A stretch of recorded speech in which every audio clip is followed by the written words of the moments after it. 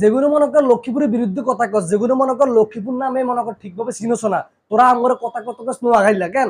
এগুলো কইতেছি তোরা লক্ষ্মীপুর সম্বন্ধে কি জানোস? লক্ষ্মীপুরের ইতিহাস জানোস নি? তোরা মনে কর কথা কস কি আর লক্ষ্মীপুর কোন হয় চিনি না জানি না।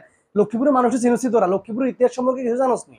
আগে বালা করে অড়ালেখা করিস, লক্ষ্মীপুরের ইতিহাস সম্পর্কে জানিস, এরপরে কথা কইস। তোরা লক্ষ্মীপুর জীবনে গেছিস নি?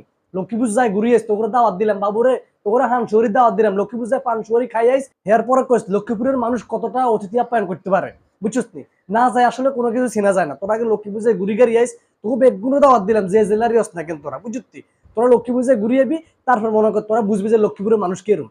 তোরা লক্ষ্মীপুরে কোনো গেছিস? অনেকে কয় লক্ষ্মীপুরে ঘুরার মতো কি আছে রে বেটা রে, আগে লক্ষ্মীপুর আয়। তোরা লক্ষ্মীপুর রায়পুরে মৎস্য খামার এটা চুক্তি, হ্যাঁ, এশিয়ার মধ্যে সবচেয়ে বড় মৎস্য খামার। হিয়েনো গেলে মনে হয় যেন বাবুরে এই মৎস্য খামার এই মাথাতে নিলে এই মাথা কিচ্ছু দেওয়া যায় না, এত বড় মৎস্য খামার বাংলাদেশে আর একখান দেখা। হ্যাঁ, এরপরে লক্ষ্মীপুরের মধ্যে তোরা কি সাথিস?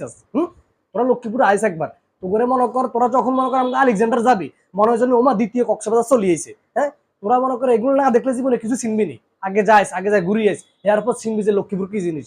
এরপর মনে কর আমার রায়পুরে জিনের মসজিদ, কোনো আসেনি যে এক রাতের মধ্যে জিনের মসজিদ বানালে হানির উপরের মধ্যে। হ্যাঁ, তোরা রায়পুর লক্ষ্মীপুর জিনের মসজিদ ঘুরি আইস, দেখবি যে কি পুরা মনে কর হানির উপরে মসজিদটা বাসতেছে। হ্যাঁ, বাবুরে তোরা আসলে মনে কর কোনো কিছু না জানি আমরা কিছু চিল্লাইতে থাস কেন? তোরা লক্ষ্মীপুর যাইস, লক্ষ্মীপুর যাতে ভিসা লাগতো না বাবুরে, তোকে পাসপোর্ট ভিসা কিচ্ছু লাগতো না, তোকে ফ্রি করে দিছি। তোরা যা ঘুরি আইস, তোকে দাওয়াত দিলাম, তোকে মনে কর থাকতাম দিন হইতাম দিন, তোরা ঘুমাই টুমাই তারপর একদিন ঘুরি ফিরে এরপরে আইস, সমস্যা নাই, তোকে দাওয়াত রইল। কিন্তু তোরা না জানি না উনি আন্দাজে চিল্লাইস না, আগে লক্ষ্মীপুরে যাইস, তারপর দেখিস লক্ষ্মীপুর কেমন। তোরা মনে কর যখন আমগো মতিরাট যাবি, যাইলে কবি ওমা এটা কোন আইসি, ও বাবা এটাতে কুয়া কাটার মতো হয়ে গেছে, অনেক বড় এই মাথাতে মনে কর দেয়া যায় না কিচ্ছু। মতিরাট মজি সদরিরাট এগুলোতে গেলে তোরা মনে কর আত্মীয় মনে তো তোরা লক্ষ্মীপুর চিনোস কি? লক্ষ্মীপুর জীবনে গেছিস নি? আগে লক্ষ্মীপুর যাবি, লক্ষ্মীপুরের মানুষের সম্পর্কে জানবি, লক্ষ্মীপুর মানুষ কেমন এটা জানবি, হেরারে মনে কর তোরা যা কর কইস। না যাই মনে কর একটা জায়গার মধ্যে মনে কর চিল্লাইতে পারলা কেন? আগে যাবি শুনবি এরপরে কথা কইস। আমি যদি মনে করেন আঙ্গ লক্ষ্মীপুরের গুণগান শুরু করি, আসলে নিজের ডোল নিজে বাজাতে নাই, আমি নিজের ডোল নিজে বাজাতে চাই না। এল্লাই মনে কর গুণগান করতেও চাই না। গুণগান করলে মনে কর ৩-৪ ঘন্টা লাগে যাবো, একদিন লাগে যাবো, ভিডিও শেষ হইতো না, বুঝছ না? এই জন্য নিজের গুণগান নিজের ডোল নিজে বাজাতে চাই না।